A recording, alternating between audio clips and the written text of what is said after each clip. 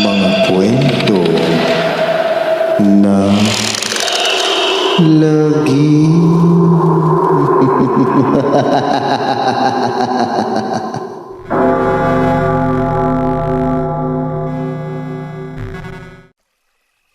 Kamusta mga giliw naming tagapakinig? Mapagpalang araw po sa inyong lahat. Nagugustuhan niyo ba ang mga kwentong lagim?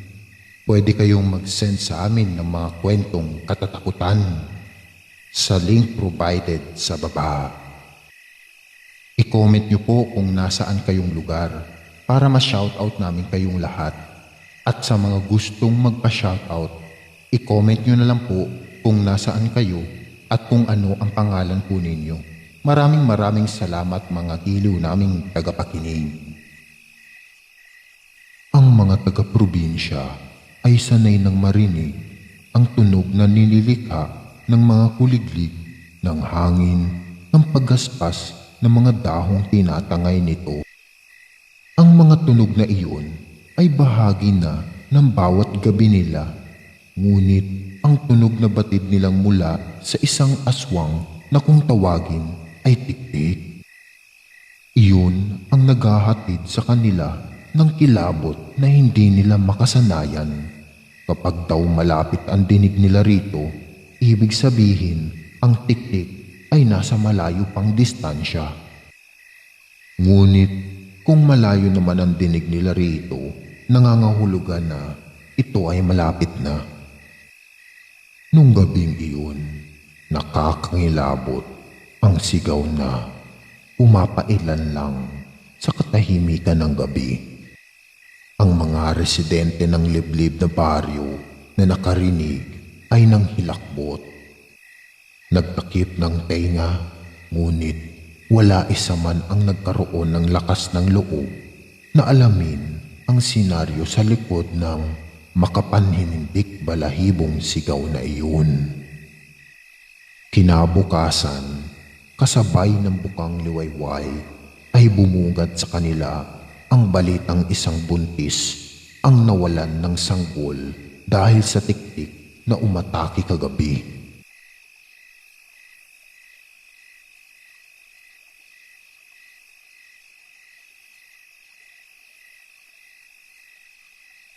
Dinala na raw sa pinakamalapit na ospital sa bayan ang babae dahil agaw buhay din ito. Nanlumo si Basya sa nalaman. Hindi iyon ang unang beses na umatake ang tiktik sa kanilang baryo. Labis na siyang nababahala. Marami na rin ang umalis sa lugar na iyon, lalo na ang mga kababaihan na may planong magdalang tao. Sa takot na maagaw ng tiktik ang kanilang sanggol, ay mas pinili nila ang mangibang bayan. Kaya tuloy natatakot na rin si Basya. Sa panahong iyon, nakalat ang balita tungkol sa tiktik na nakilala ni Basya si Anton. Naglalako siya noon ng paninda niyang kakanin na magkatulong nilang linuluto ng nanang niya nang makasalubong niya si Anton. Hindi niya ito kilala. Tila bagong salta sa baryo nila, huminto ito sa paglalakad para bumili ng kakaninang dalaga, anang binatang si Anton. Hindi niya ito kilala. Tila bagong salta sa baryo nila, huminto ito sa paglalakad para bumili ng kakaninang dalaga, anang binatang si Anton. Matapos tikman ng kakanin, sinabi na nga raw ba niya at masarap iyon na sumakto sa kumakalam niyang sikmura.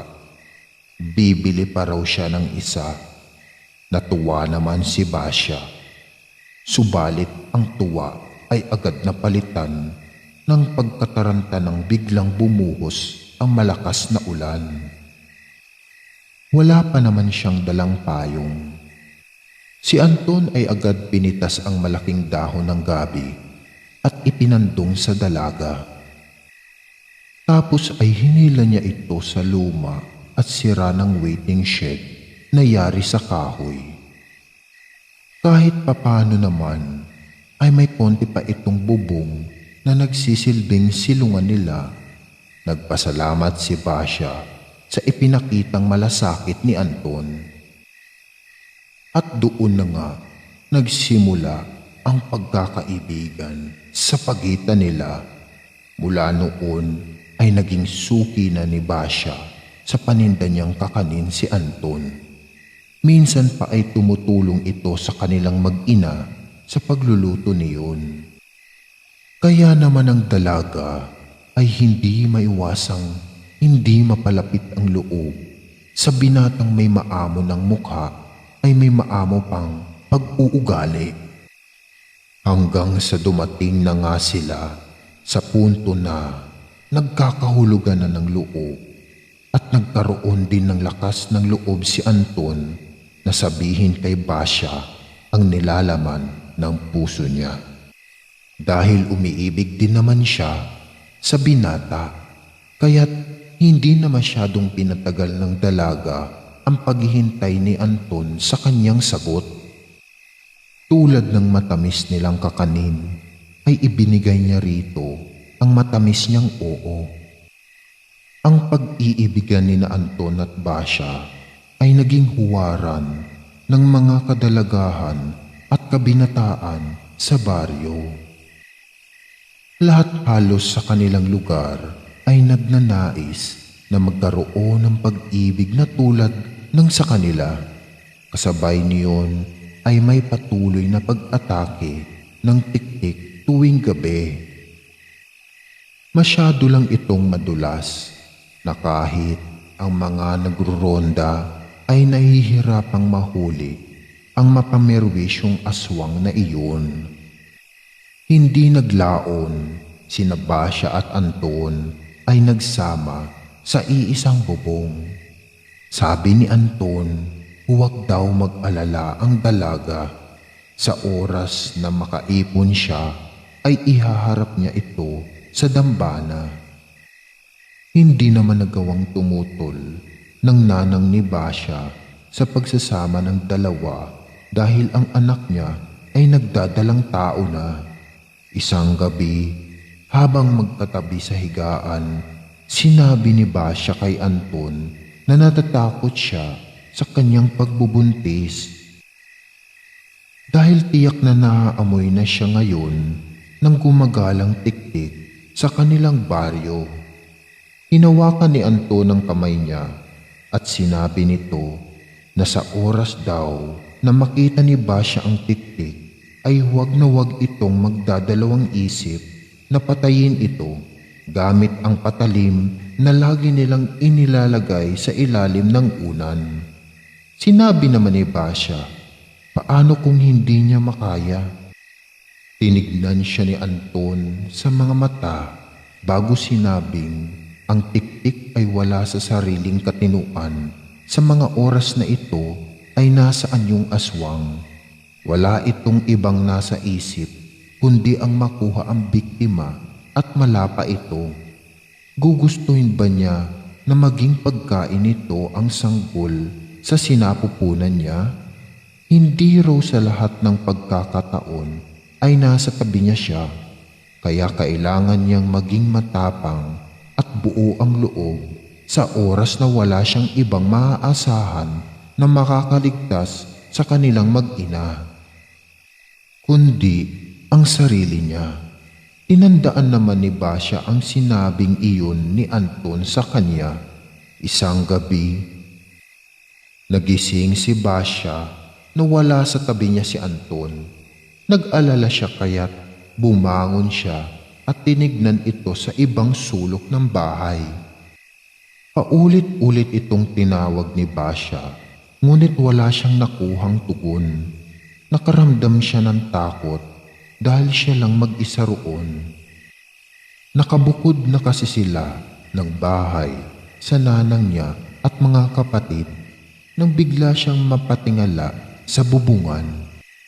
Dinig niya ang paglapad doon ng tila isang mabigat na tao. Sa takot ay dali-dali niyang kinuha ang patalim sa ilalim ng unan. Inihanda niya ang sarili sa posibleng pag-atake ng tiktik.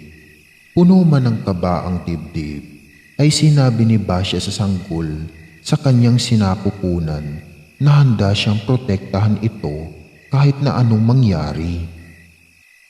Hindi niya hahayaan na makuha ito ng tiktik. Tinalasan ni Basya ang pakiramdam. Dinig niya ang malayong paghuni ng tiktik, kaya't batid niyang nasa paligid na ito. Nang muli niyang marinig ang lagabog sa bubong, ay nilakasan na niya ang loob. Nagulat pa siya nang biglang matungkab ang kanilang bubungan at bumagsak mula roon ang isang kakatwang nilalang na noon lang niya harapang nakita. Ang tiktik. Nakakatakot ang anyo nito. Hinawakan ni Basya ang kanyang tiyan. Hindi siya nagpasindak at pilit pinangibabaw ang tapang sa dibdib alang-alang sa sanggol nila ni Anton. Hinawakan niya ng mahigpit ang patalim at buong lakas na itinarak iyon sa tiktik. Ngunit nakaiwas ito. Ang tiktik naman ang umatake sa kanya. Pinalad siyang makaiwas din. Tumakbo siya sa kusina. Naabutan siya nito. Akmang dudukutin na nito ang sanggol sa tiyan niya gamit ang mahabang dila, pero nagawa niyang tarakan ng patalim ang kamay nito.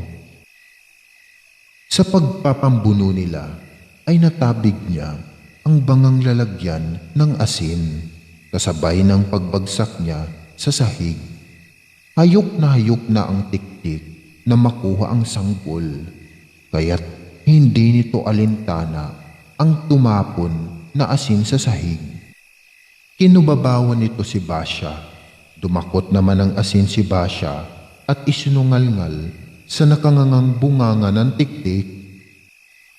Tila tumigil ang pag-inog ng mundo nang matitigan ni Basya ang mga mata ng tiktik. Ang matang iyon na kasing lagkit ng kakanin kung tumingin sa kanya. Ang mga matang iyon na nangingislap kapag nakikita siyang masaya. Ang mga matang iyon na naninindim kapag alam na may dinaramdam siya. Ang mga matang iyon na nangungusap ng pag-ibig sa tuwing maglalapat ang mga labi nila. Ang mga matang iyon ay kay Anton. Anton!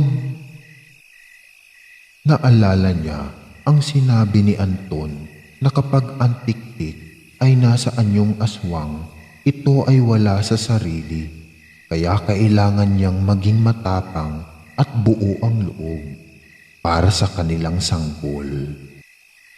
Napapikit si Basya habang paulit-ulit na itinatara kay Anton ang patalim hanggang sa tuluyan itong mabuwal sa sahig.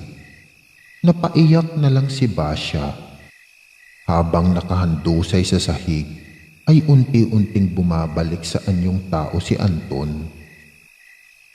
Sa nanghihinang boses ay humingi ito ng tawad kay Basya at nagpasalamat dahil sa pagprotektang ginawa nito sa kanilang anak.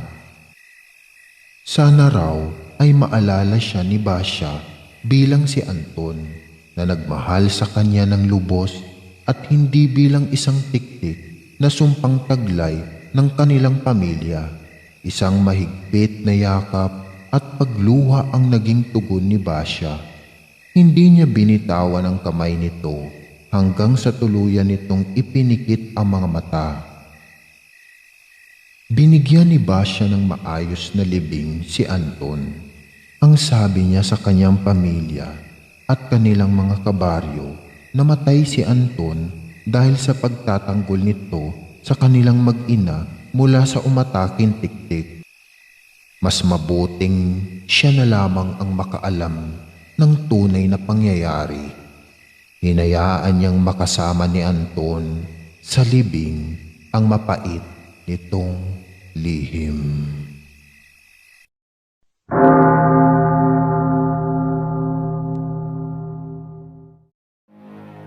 Maraming salamat mga giliw naming tagapakinig. Huwag po nating kalimutan mag-subscribe at mag-like ng ating channel para sa mga kwento ng lagi.